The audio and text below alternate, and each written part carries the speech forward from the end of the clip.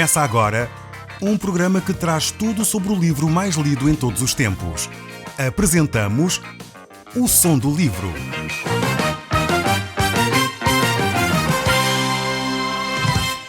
Seja muito bem-vindo. Neste podcast vai encontrar o livro mais conhecido e lido em todo o mundo. Vamos levá-lo numa viagem pela história da humanidade. Este é um audiolivro para si, para a sua família e sociedade em geral. Contextualização e comentários de Paulo Chaveiro. Nós estamos de volta aqui ao nosso livro do Êxodo. Este livro que fala é a Bíblia.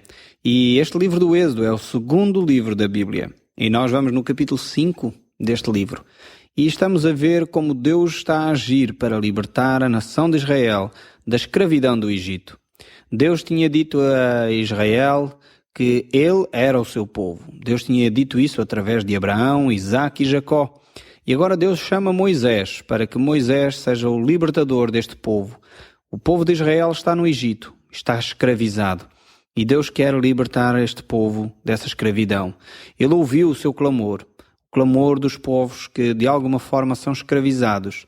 Há um momento em que Deus intervém e os liberta. E Deus usou Moisés para libertar este povo. Deus diz no capítulo 4, no verso 22, aquilo que Moisés deveria dizer a Faraó. Diz assim o texto: dirás a Faraó, assim diz o Senhor, Israel é meu filho. É interessante esta expressão e nós já a tratámos no último programa, mas eu gostaria de começar este programa por aqui também, mostrando que Israel é tratado como uma pessoa só, um indivíduo só. Deus olha de uma forma única para esta população, 2 milhões de pessoas, e Deus trata-os como se fosse um só filho. Talvez isso deve nos fazer refletir um pouco melhor sobre a nossa interação com as comunidades, a forma como nós nos movemos na nossa sociedade e a influência que, de alguma forma, nós temos como indivíduos na sociedade, no todo. Deus olha para esta nação como um só filho.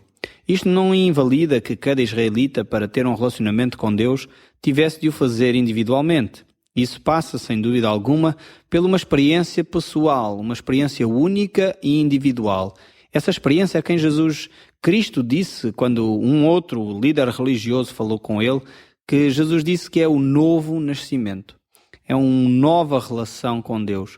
O apóstolo Paulo torna isso um pouco mais claro em Gálatas capítulo 5, verso 6, quando diz que para que Cristo...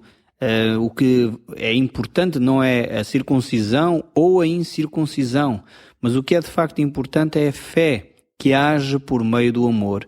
E é essa fé que faz de nós novas criaturas, faz de nós a possibilidade de nos relacionarmos com Deus, faz de nós sermos diferentes, não por causa de nós, mas por causa do poder de Deus que opera em nós, que age em nós.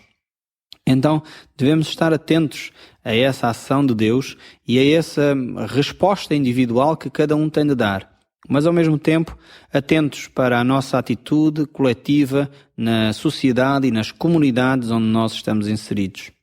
Isto é verdade não só para a nação de Israel, assim como para cada judeu, mas também para cada um de nós que está a ouvir este programa neste momento. Para nos relacionarmos com Deus, necessitamos de uma experiência pessoal com Jesus Cristo. Só essa experiência que nos pode colocar em contacto com Deus. E nós agora vamos nos encontrar, e é isso que nós hoje vamos estudar, o capítulo 5. Esta secção aqui onde vamos ver uma batalha entre Moisés e Faraó. Embora essa batalha sejam de palavras e pragas, no entanto ela vai acontecer entre estes dois grandes líderes. Por um lado, Moisés, que tinha recebido a formação para ser eventualmente um futuro faraó, e pelo faraó que estava neste momento no poder. Eram os dois líderes que se iriam confrontar por um lado. Por outro lado, Deus está presente nesta batalha, revelando todo o seu poder. Moisés tinha estado, como já disse, 40 anos ausente. Ele tinha sido 40 anos que tinha estado no Egito a ser formado, depois mais 40 anos em que ele foi para o deserto e aí teve de facto uma relação com Deus diferente. Moisés agora vai reunir os anciãos do povo, os líderes daquele povo, e depois irão falar com Faraó para pedir que Faraó permita deixar o povo sair para adorar a Deus. E de alguma forma, a recusa de Faraó de deixar o povo sair vai desencadear a manifestação do poder de Deus no meio dos egípcios. Não é uma batalha entre Deus e os egípcios. Nem é uma batalha, creio eu, entre deuses. É simplesmente a manifestação do verdadeiro Deus. Eu não creio que Deus necessite de batalhar contra os deuses pagãos. Deus não necessita isso, porque eles nem deuses são na realidade. São meras conjecturas da mente humana, muitas vezes depositada em coisas que não têm poder algum.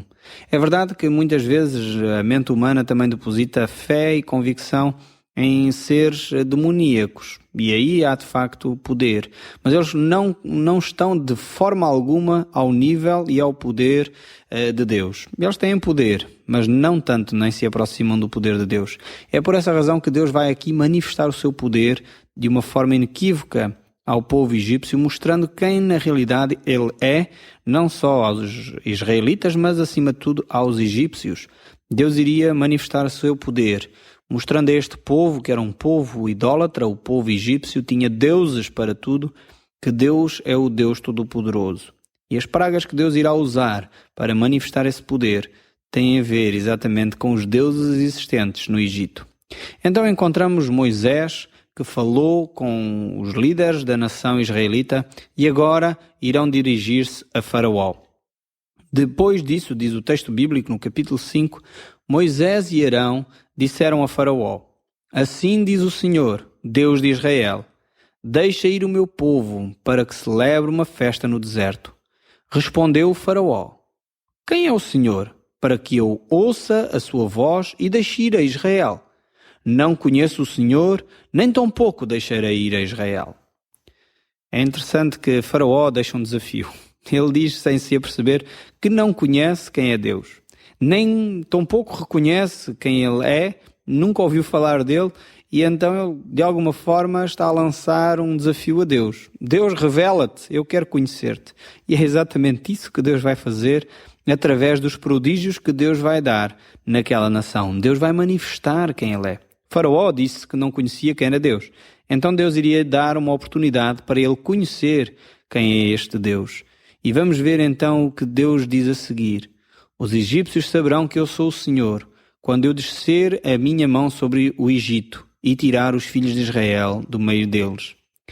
Deus não somente libertou o povo de Israel através das pragas, mas mostra aos egípcios que ele é o único Deus vivo, o único Deus verdadeiro, o único Deus que deve ser adorado. Havia no Egito milhares de templos, milhares de deuses que eram de alguma forma adorados por todo o Egito. Os egípcios eram uma nação poderosa, uma nação que baseava a sua civilização na religião também. Muitos deuses são conhecidos. Ainda hoje se ouvem falar de vários deuses daquela época do Egito. Mas Deus iria mostrar claramente quem ele era. E ele iria manifestar o seu poder. Não há outro Deus além do Deus de Abraão, o Deus de Isaac e o Deus de Jacó. Ele iria manifestar que mesmo os poderes ocultos não têm tanto poder como o poder do Deus vivo e verdadeiro. E isso é uma lição que nós hoje devemos aprender ainda. Muita gente é atraída pelo ocultismo, por poderes ocultos. E Deus está a manifestar aqui, através da sua palavra, que esses poderes existem. É um facto. Mas não são tão poderosos como o Deus vivo e verdadeiro, que é capaz de subjugar esses poderes ocultos. E é exatamente isso que nós vamos encontrar aqui neste texto bíblico, onde Deus vai manifestar o seu poder. Mas no capítulo 12 nós encontramos um registro que claramente manifesta ainda mais o poder de Deus. Esse poder que Deus tem sobre a vida e sobre a morte. E diz assim: Passarei pela terra do Egito esta noite e matarei todos os primogênitos, tanto de homens como de animais. Estarei contra todos os deuses do Egito e sobre eles executarei julgamento. Eu sou o Senhor. Esta era a verdadeira razão pela qual Deus iria agir na nação do Egito, para manifestar o seu poder contra esses deuses falsos que o Egito adorava. Olhando para as pragas que aconteceram, nós vamos verificar de facto esse poder que Deus tinha. E Moisés então é conduzido a Faraó, a estar com Faraó, para ser confrontado Faraó com esta situação. Moisés iria transformar então a sua vara numa serpente. É verdade que os feiticeiros do Egito fizeram a mesma coisa. Depois Moisés transformou as águas do Nilo em sangue. Ora, os egípcios dependiam totalmente do Nilo, tanto para a fertilização das terras como para o consumo de água. O rio Nilo para eles era algo sagrado para os egípcios. E quando Moisés vai fazer esse milagre de tocar nas águas do Nilo, transformando-as em sangue, para eles certamente vão ficar muito preocupados, pois toca em algo fundamental para a existência de um egípcio, quer em termos religiosos, quer em termos de sobrevivência diária. Depois vemos também a praga das rãs, o que Moisés e Arão iriam fazer caso Faraó se mantivesse renitente a não deixar o povo ir adorar. Esta situação das rãs era mais uma vez um dos deuses da nação egípcia. Ninguém iria matar as rãs e elas subiriam por toda a terra. E Moisés e Arão iriam manifestar o poder de Deus através destas pragas. Depois houve ainda a praga dos piolhos, houve também a praga das moscas. Todas elas iriam manifestar o poder de Deus e de alguma forma elas representavam deuses egípcios. Diante desta praga das moscas, Faraó mantém uma atitude de cedência. Ele diz, podem ir, enfim, adorar ao vosso Deus, mas não vão muito longe. Vemos nesta praga que Faraó assume uma atitude que muitos hoje assumem. Enfim, podem ser cristãos desde que não sejam muito obedientes a Deus, desde que não vão muito longe nessa obediência a Deus. Então poderão ter o vosso cristianismo à vontade. Faraó agia desta maneira. Depois vem mais pragas diante dos egípcios. A praga sobre os animais, depois chove pedras de Saraiva, depois ainda a peste dos gafanhotos, a peste das trevas, e a 10ª praga é essa que é a mortandade dos primogênitos. Deus, digamos assim, deu muitas oportunidades para que os egípcios se reconsiderassem e mudassem de atitude, mas eles não fizeram. Então era necessário que Deus agisse através dessa forma extraordinária, mostrando aos egípcios quem ele na realidade era. Este é um pequeno resumo daquilo que irá acontecer para a frente. Nós estamos aqui no verso 3, olhando ainda para o diálogo entre Moisés e Faraó. E eles prosseguiram, Moisés e Arão falando, e disse, o Deus dos Hebreus nos encontrou. Deixa-nos ir, pois, a caminho de 3 dias ao deserto, para que ofereçamos sacrifícios ao Senhor, e não venha Ele sobre nós com pestilências ou com espada. E então lhes disse o rei do Egito, porquê, Moisés e Arão? Porque interrompeis o povo do seu trabalho?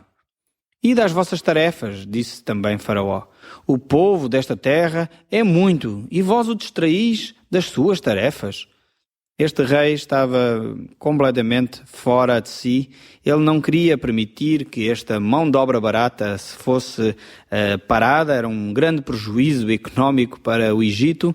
E ele não queria que o povo parasse para a adoração. Às vezes faz-me lembrar algumas situações do nosso próprio país, em que as pessoas hoje já não param mais para tirar tempo para Deus. Correm de manhã à noite, não têm tempo para si, para a família, não têm tempo para ouvir Deus. Ao domingo estão a trabalhar constantemente, aos sábados também não dão espaço algum para poderem com a família ouvir Deus, ouvir a palavra de Deus e deixar Deus fazer bem à sua vida espiritual. Depois, muitas vezes, ficamos surpreendidos que os nossos filhos, os nossos educandos, não têm valores, têm atitudes estranhas, muitas vezes não percebemos porquê. Eu creio que uma das razões é que, por vezes, nós não damos tempo àquilo que é importante. E aquilo que é importante é, de facto, passarmos tempo com a nossa família e, ao mesmo tempo, passarmos tempo ouvindo a voz de Deus. Faraó queria exatamente travar isso. 3 dias no deserto era demasiado tempo. Era um fim de semana demasiado longo para eles poderem parar o seu trabalho. Então, se eles estavam ociosos, eles precisariam de mais trabalho. Esta era a lógica de Faraó. Não era uma lógica de beneficiar aqueles que já tinham trabalhado muito, antes pelo contrário. Era uma lógica de penalizar aqueles que eram a massa produtiva, a mão produtiva da terra do Egito. E isso veio a revelar-se de uma forma ainda mais gravosa e veio a revelar-se ainda em algo muito mau para o próprio Faraó, assim como para todo o Egito. Mas naquele mesmo dia, Faraó deu ordens aos superintendentes do povo e aos seus capatazes para que eles agravassem ainda mais o trabalho dos israelitas.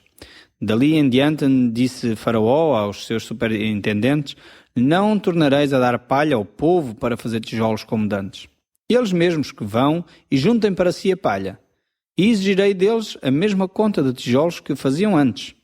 Nada diminuireis dela. Estão ociosos, é por isso que clamam: vamos, sacrifiquemos ao nosso Deus. Esta era a mentalidade que Faraó tinha. Ele achava que as pessoas estavam demasiado ociosas, então deveriam ainda agir com mais pressão, fazer mais pressão e dar-lhes mais trabalho. O verso 15 diz: então foram os capatazes dos filhos de Israel e clamaram a Faraó, dizendo: por que tratas assim os teus servos? Palha se não os dá aos teus servos, como nos dizem, fazei tijolos. Eis que os teus servos são açoitados, porque o teu próprio povo é que tem a culpa. Mas ele respondeu: estais ociosos? Estais ociosos, por isso dizeis: vamos, sacrifiquemos ao Senhor. E depois agora e trabalhai. Palha, porém, não se vos dará, contudo dareis a mesma quantidade de tijolos. Então os capatazes dos filhos de Israel se viram em aperto, porquanto se lhes dizia: nada diminuireis dos vossos tijolos, da vossa tarefa diária. Quando saírem da presença de Faraó, encontraram Moisés e Arão, que estavam à espera deles, e lhes disseram: olhe o Senhor para vós outros e vos julgues, porque nos fizeste odiosos aos olhos de Faraó diante dos seus servos, dando-lhes a espada na mão para nos matar. Então Moisés, tornando-se ao Senhor, disse: ó Senhor, por que nos afligiste a este povo? Por que me enviaste? Mais uma vez Moisés continuava a contestar o facto de Deus o ter mandado a Israel para libertar a nação de Israel. Moisés tinha sido avisado por Deus que não seria uma tarefa fácil. E à primeira situação de contrariedade, já Moisés está a dizer: ó Deus, por que me mandaste a esta circunstância? Por que me mandaste a este povo? Moisés está de facto preocupado com o povo por um lado, no entanto continua mais preocupado consigo próprio. E às vezes isto é o que acontece a muitos líderes. Estão mais preocupados com a sua autoimagem, mais preocupados consigo próprio do que com as pessoas que estão a sofrer. E não deveria ser assim. Moisés, no entanto, tem uma boa atitude. Pelo menos volta-se para Deus. E isso é ótimo em alguém que quer ser um servo de Deus. Procura em Deus as respostas para o seu problema. Então Moisés, tornando-se para o Senhor, diz o texto, diz ao Senhor: ó Senhor, por que afligiste este povo e por que me enviastes? Ele sabe que é Deus que tem as respostas para as suas perguntas, não é o outro. Depois diz então o texto no verso 23: pois desde que me apresentei a Faraó para falar-lhe em teu nome, ele tem maltratado este povo, e tu de nenhuma sorte livraste o teu povo. Disse o Senhor a Moisés: agora verás o que hei de fazer a Faraó, pois por mão poderosa os deixará ir, e por mão poderosa os lançará fora da sua terra. Deus iria agir, e iria agir com poder. Quer Faraó, que tinha dúvidas acerca da existência de Deus, pois ele próprio disse que não sabia quem era Deus, quer o próprio Moisés e o povo de Israel, necessitava saber quem Deus era. E Deus iria manifestar-se poderosamente no meio destas nações. Deus iria mostrar quem ele na realidade era. Ele não iria só fazê-lo a Israel, mas ele iria fazer também para com todos os egípcios. Por isso podemos continuar a ver Deus preocupado em manifestar o seu poder no meio destas nações. Deus vai agir, e vai agir de uma forma poderosa. Diz o texto que falou mais Deus a Moisés e lhe disse: eu sou o Senhor. Aparecia a Abraão, a Isaque e a Jacó, como o Deus Todo-Poderoso. Mas pelo meu nome, o Senhor, não lhes fui conhecido. Também estabeleci a minha aliança com eles para dar-lhe a terra de Canaã, a terra em que habitaram como peregrinos. Ainda ouvi o gemido dos filhos de Israel, aos quais os egípcios escravizaram, e me lembrei da minha aliança. Deus aqui relembra que Ele é o Deus da promessa, é o Deus de Abraão, o Deus de Isaque, o Deus de Jacó. Mas é o Deus também, o Deus poderoso, o Deus que é Jeová, o grande eu sou. Esse Deus que vai manifestar-se com poder no meio da terra do Egito e no meio do povo de Israel. Deus diz que ouviu os gemidos dos filhos de Israel. aos quais os egípcios estavam a escravizar, e que Deus havia lembrado da aliança que tinha estabelecido com Abraão. É por isso que nós hoje ainda podemos continuar a clamar a Deus. Deus estabeleceu connosco uma aliança, mas em Cristo Jesus, uma nova aliança. Eu não sei se você está habituado a ler a Bíblia, e lá na Páscoa, na famosa Santa Ceia, onde Jesus Cristo está com os discípulos, ele ao partir o pão e o vinho, ele diz: eis que estabeleço convosco uma nova aliança. Deus está a estabelecer consigo e comigo a possibilidade de nos relacionarmos com Ele, através da pessoa de Jesus Cristo. Deus olha para aqueles que sofrem e quer atender às suas necessidades. Talvez você tenha sofrido de maus tratos, talvez tenha sido violentado, talvez esteja escravizado por algum vício, como o álcool ou as drogas. E Deus quer trazer liberdade à sua vida, à sua família também. Deus quer transformar essa situação em algo bom. Este Deus é o Deus da promessa, mas também é o Deus todo-poderoso, o Deus que pode transformar um povo que está escravizado em alguém que é livre. E é exatamente isso que Deus oferece a cada um de nós. Basta nós aceitarmos pela fé a oferta que Jesus Cristo nos traz, dizendo: Senhor, eu aceito pela fé aquilo que tu fizeste por mim na cruz, morrendo, ressuscitando e subindo aos céus. E com base nesta promessa da tua palavra, eu entrego nas tuas mãos a minha vida. Se você fizer esta oração a Deus, Deus quer e irá executar essa promessa na sua vida. Ele irá libertá-lo dessa escravidão. No próximo programa, nós iremos ver como o poder de Deus será manifesto. Mas será que, mesmo Deus manifestando esse poder, os egípcios reconhecerão quem é Deus? É exatamente isso que nós vamos ver no próximo programa. O Som do Livro, uma produção da Rádio Transmundial de Portugal.